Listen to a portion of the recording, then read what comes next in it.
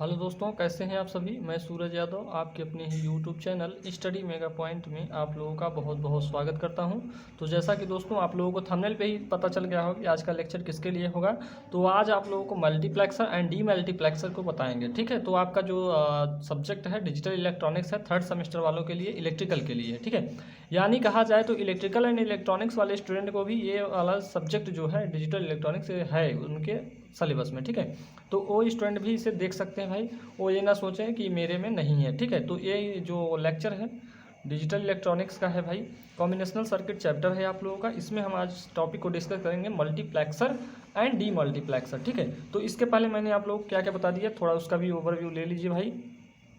मैंने आप लोगों को हाफ एडर बताया, फुल एडर बताया भाई, इनकोडर एंड डिकोडर बताया। ठीक है, यानी अभी तक आप लोगों के थर्ड लेक्चर हो चुके हैं। आज का जो लेक्चर होगा लेक्चर 4 होगा भाई। ठीक, और ये टोटल आपका कितने मार्क्स आएगा भाई, 5 नंबर का एक क्वेश्चन आना है यहाँ से। ठीक है, या आपका फुल एडर या हाफ एडर पूछ ले, या फिर इनकोडर एंड डिकोडर पूछ ले, या फिर मल्टीप्लेक्सर या डीमल्टीप्लेक्सर पूछ ले, या डिस्प्ले डिवाइसेस में से केवल एक को पूछना है। जहाँ तक 100% उम्मीद रहती है भाई 7 सेगमेंट डिस्प्ले को पूछता है वो। ठीक है, तो चलिए मैं आप लोगों को इस लेक्चर में आप लोगों को मल्टीप्लेक्सर एंड डीमल्टीप्लेक्सर के बारे में बता देता हूँ। ठीक है, अब मल्टीप्लेक्सर इसका नाम पढ़ा है तो कुछ तो मल्टीटास्किंग का नाम आप लोग सुना होगा, तो वहाँ से कुछ चीज़ें रिलेट कर सकते हैं आप लोग। ठीक है, मल्टीप्लेक्सर क्या होता है, यह एक ऐसा लॉजिक परिपथ होता है, यानी यह लॉजिक, यानी अगर डिजिटल की बात की जाए सारा चीज़ हमारा लॉजिक पे होगा। और लॉजिक क्या होगा, 0 और 1 होगा। ठीक है, क्या होगा, लॉजिक 0 और 1 होगा। ठीक, चलिए, यह एक ऐसा लॉजिक परिपथ है जो सभी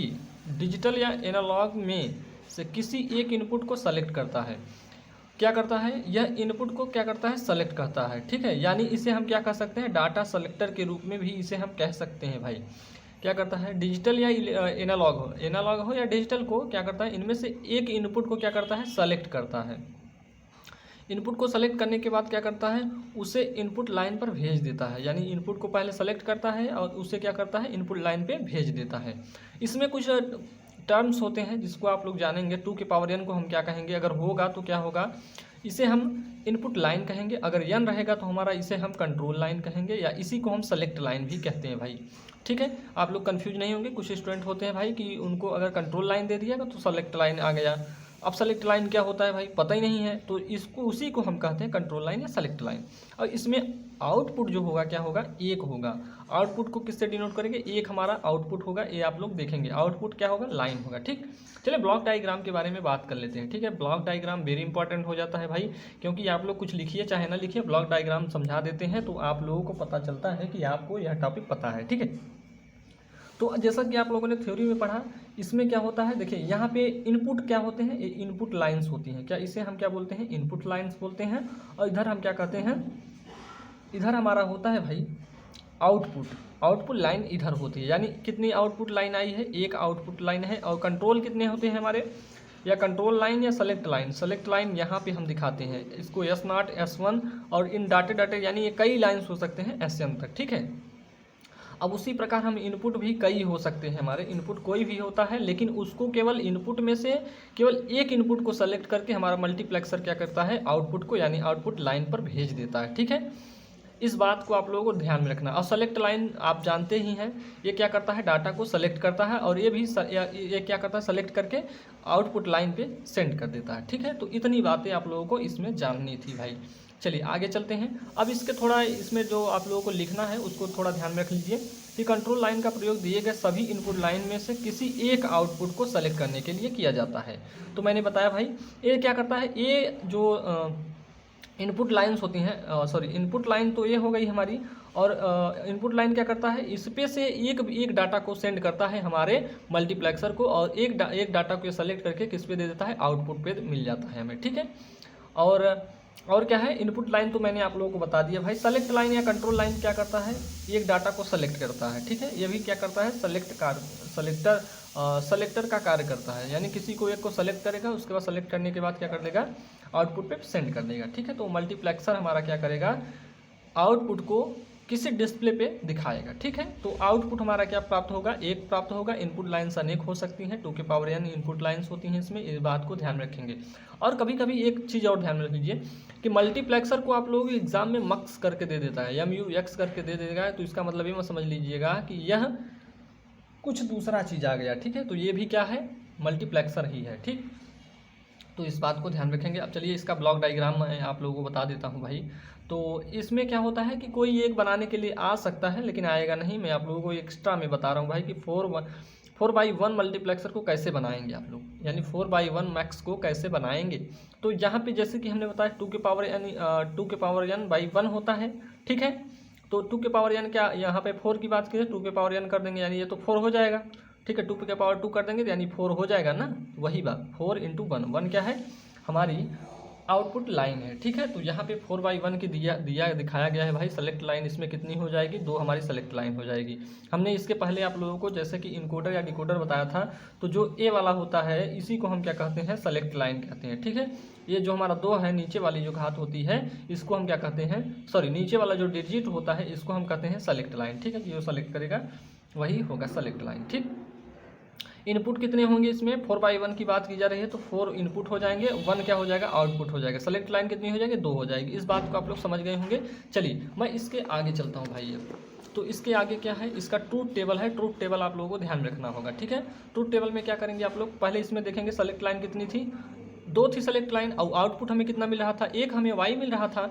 तो सेलेक्ट लाइन को हम जैसे कि आप लोग इसके पहले भी पढ़ चुके हैं, जो इसके पॉसिबिलिटीज़ होती हैं यानी इनपुट और इनपुट्स की, जैसे हम 0 0 0 1 1 0 ये सब सारे जो इनपुट्स की पॉसिबिलिटी होती हैं इनको तो आप लोग जानते ही होंगे कि 0 0 पे देखेंगे, अगर 0 0 पर हम परफॉर्म कराते हैं उस पर माइक्रो कंट्रोलर पे तो वो क्या देता है, I0 देता है। 0 1 पे करते हैं तो I1 देता है और 1 0 पे करते हैं I2 देता है, 1 1 पे I3 देता है।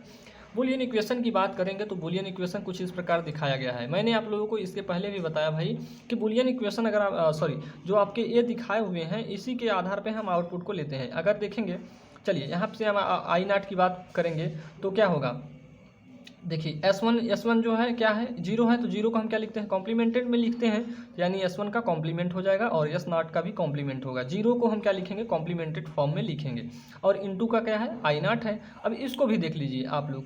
चलिए S1 क्या है, कॉम्प्लीमेंटेड फॉर्म में होगा और S0 क्या होगा, नॉट कॉम्प्लीमेंटेड, यानी कॉम्प्लीमेंटेड नहीं होगा, इसे S0 लिख देंगे, यानी जो हमारा डाटा हाई है उसे सेम टू सेम लिख देते हैं, ठीक। और I1 हो गया। अब इसी प्रकार इसको भी, और जो हमारा लास्ट वाला बचता है भाई इस पे हमारा कोई परफॉर्मेंस नहीं होता है, ठीक है। I3 कोई भी परफॉर्मेंस नहीं होता है, ठीक। तो इस बात को आप लोग ध्यान में रखेंगे भाई। चलिए अब इसका सर्किट लाइट डायग्राम को भी ध्यान में रख लीजिए। कुछ इस प्रकार बनाया जाता है, इसमें select line S1 S2 S0 जिसे बोल सकते हैं। और इसके देखेंगे यहाँ पे हमें क्या प्राप्त होता है, कम्प्लीमेंटेड फॉर्म, जैसे कि आप लोग ये देख रहे हैं जो इसका बुलियन इक्वेशन है इसी के हिसाब से हमारा बनाया जाता है, ठीक है। तो S1 को क्या लेंगे, कॉम्प्लीमेंटेड लेंगे, S0 को भी कॉम्प्लीमेंटेड लेंगे और सेम टू सेम जैसा यहाँ पे दिखाया गया है एंड गेट के द्वारा हम जोड़ देंगे। और एंड गेट के जोड़ने के बाद देखेंगे एंड गेट तो सबका मिल जाएगा हमें। ये जैसे कि आप लोगों को बताऊँ तो Y0 Y3 ये सारी वैल्यू हैं, ये सारी क्या है, वैल्यूज़ हैं। तो इनको आप लोग देख सकते हैं भाई, ठीक। और यहाँ पे इसको ऐड करवा लेते हैं, देखेंगे तो सारा ऐड है, तो यहाँ पे ऐड यानी ऐड करने के लिए एंड गेट का यूज कर लेते हैं, ठीक है। सॉरी और गेट का यूज कर लेते हैं, ठीक। किसका यूज करेंगे, और गेट का यूज करेंगे जोड़ने के लिए, ठीक है। तो ये आपके एग्जाम में उतना खास तौर पे पूछा नहीं जाता, फिर भी मैं आप लोगों को बता दे रहा हूँ। अब बात की जाती है वेरी वेरी इंपॉर्टेंट भाई, मल्टीप्लेक्सर का जो एप्लीकेशंस होता है वो क्या होता है, ठीक है। कई बार आपसे पूछा जाता है कि मल्टीप्लेक्सर का एप्लीकेशन क्या होता है, इसके बारे में आप लोग थोड़ा हमें बता दीजिए, ठीक है। तो आप पहला पॉइंट बता दीजिएगा कि इसका प्रयोग डाटा सेलेक्टर की तरह किया जाता है, यानी ये इसका प्रयोग किसके लिए करते हैं, हम डाटा को सेलेक्ट करने के लिए इसका हम यूज कर लेते हैं, ठीक है। और क्या करते हैं, दूसरा पॉइंट आप बताइएगा कि एनालॉग टू डिजिटल कन्वर्टर में भी इसका प्रयोग कर लेते हैं, किसका, मल्टीप्लेक्सर का, ठीक। और क्या करते हैं, पैरेलल डिवाइस को सीरियल डिवाइस में कन्वर्ट करने के लिए प्रयोग किया जाता है, ठीक है।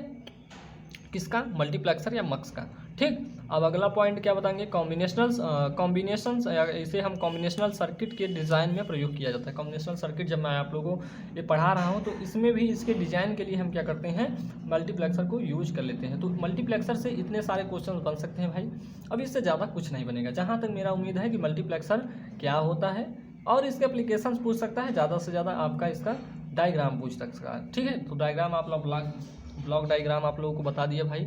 चलिए अब चलते हैं भाई, मैं किस पे, डी मल्टीप्लेक्सर पे। डी मल्टीप्लेक्सर अभी इसका उल्टा ही है भाई, क्या है, जो मल्टीप्लेक्सर आप लोगों ने पढ़ा इसका उल्टा ही है डी मल्टीप्लेक्सर, ठीक है। वेरी इंपॉर्टेंट पॉइंट ये भी है मेरे भाई। तो इसमें क्या होता है, इसमें देखेंगे इनपुट लाइन केवल कितनी होंगी, 1 होंगी। जैसे कि मैंने बताया कि यह मल्टीप्लेक्सर का उल्टा होता है।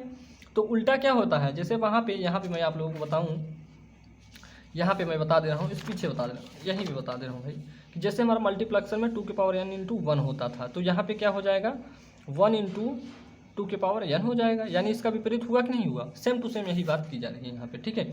इसमें 1 इनपुट लाइन होगी तथा 2n आउटपुट लाइन होगा। तो ठीक है, तो इस बात को तो आप लोग समझ गए होंगे कि एक इनपुट लाइन होगी और 2n आउटपुट लाइन होगी। यानी आउटपुट लाइन हमारी बहुत सारा होने वाली है, यानी ज़्यादा नंबर में होने वाली है, ठीक है। यह क्या करता है, यह मल्टीप्लेक्सर का विपरीत यानी उल्टा होता है, तो मैंने आप लोगों को बताया। तथा n कंट्रोल लाइन या सेलेक्ट लाइन होता है तथा जो दिए गए इनपुट को इनेबल करता है। क्या करता है, जो सेलेक्ट लाइन होती है वो दिए गए इनपुट को क्या करता है, इनेबल करता है। अब ब्लॉक डायग्राम की तरफ चलेंगे। ब्लॉक डायग्राम सेम उसका जो आप लोग मल्टीप्लेक्सर बनाए थे उसका अपोजिट कर दीजिए, सारी चीज़ें वही हैं, ठीक है। अपोजिट करने की बात क्या है कि यहाँ पे हम जो इनपुट इस तरफ लगाए थे अब वही हमारा 2n आउटपुट मिलने लगेगा, ठीक है। तो ये कौन सा है, तो इस प्रकार से हमारा ये डी मल्टीप्लेक्सर है या डीमक्स बोल सकते हैं आप लोग। अब जैसे कि मैंने बताया इसे n सेलेक्ट लाइन, यहाँ पे नंबर ऑफ सेलेक्ट लाइन है, इसको थोड़ा आप लोग देख लीजिएगा। चलिए यहाँ पर मैं आप लोगों को 1/4 का डी मल्टीप्लेक्सर को बनाने की विधि बता देता हूँ क्या होता है। तो यहाँ पे मैंने बताया कि इनपुट लाइन कितनी होती है, 1 होती है, और कौन सा हम बना रहे हैं 1 क्रॉस या 1/4 का बना रहे हैं। तो 1 इनपुट हो जाएगा भाई, 4 क्या हो जाएगा, आउटपुट हो जाएगा, ठीक है। और सेलेक्ट लाइन कैसे हो जाएगा, 2 हो जाएगा सेलेक्ट लाइन, ठीक है। तो यहाँ से मैंने आप लोगों को बताया कि भाई सेलेक्ट लाइन क्या हो जाएगी, तो सेलेक्ट लाइन 2 हो जाएगी, ठीक है। तो यहाँ पे मैंने आप लोगों को बताया। ट्रूथ टेबल की बात करेंगे, ट्रूथ टेबल वेरी इंपॉर्टेंट हो जाता है इसका, क्योंकि ये भाई आप जैसे पिछला पढ़े हैं सेम टू सेम वैसे ही है। और यहाँ पे देखेंगे तो इनपुट हमारा देखेंगे आउटपुट क्या मिल रहा था, आई बस मिल रहा है, एक आउटपुट मिल रहा है, केवल एक आउटपुट मिल रहा है। इस कारण हमें यहाँ पे देखेंगे ट्रूथ टेबल में हमें केवल एक आउटपुट मिलेगा, ठीक है। अब जैसे S1 S0 की वैल्यू देखेंगे तो 0 0 पे क्या होता है, आई मिल जाएगा, यानी I0 का वैल्यू Y0 की जो वैल्यू है आई मिल जाएगी, 0 1 पे आई मिल जाएगी, यानी Y1 इक्वल टू आई मिल जाएगी।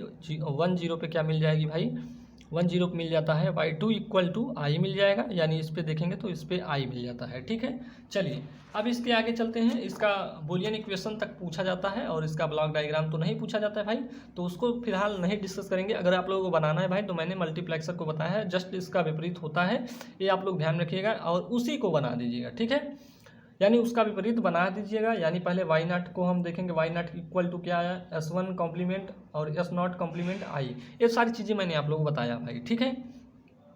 Y1 इक्वल टू क्या आ जाएगा, देखेंगे तो ये कॉम्प्लीमेंटेड यानी 0 फॉर्म में होगा, S1 कॉम्प्लीमेंट फॉर्म में होगा और ये 1 के फॉर्म में होगा, ठीक है। और इंटू Y कर लेंगे, ये सारी वैल्यू आप लोगों को इस प्रकार होगी, ठीक है।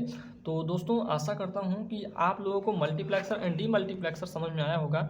और इसमें कुछ नहीं है, बस आप लोग एक को याद करिए, दूसरे को आप लोग तुरंत कर लेंगे। आप लोग इनकोडर को याद कर लीजिए, डिकोडर अपने आप याद कर लेंगे, ठीक है। फुल हाफ एडर जान लीजिए, फुल एडर अपने आप बना लेंगे। हाफ एडर बनाना है आप लोगों को, तो हाफ एडर को 2 हाफ एडर को जोड़ के फुल एडर बना दीजिए। इनकोडर बनाना है तो इनकोडर क्या होता है, डिकोडर का जो डिकोडर होता है इनकोडर का उल्टा होता है। मल्टीप्लेक्सर क्या होता है, मल्टीप्लेक्सर का उल्टा होता है। तो इस प्रकार से आप लोग याद कर सकते हैं, ठीक है।